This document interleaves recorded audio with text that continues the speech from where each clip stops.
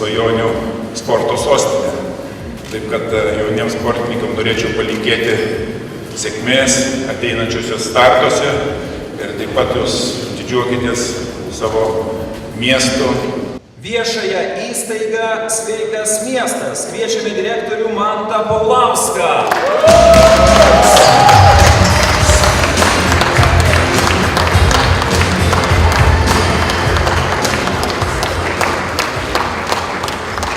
Tikslas yra padaryti taip, kad Vilniaus mieste sportuoti ir sveikai gyventi būtų madinga.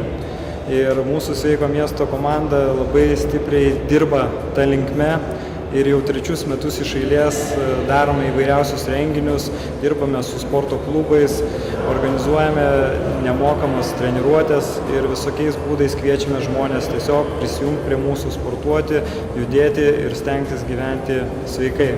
Labai norisi padėkoti mano Sveiko miesto komandai, be kurios iš tikrųjų tai nebūtų įvykę. Ir tai tikrai tokie apdovanojimai labai motyvuoja dirbti toliau Vilniaus miesto labui.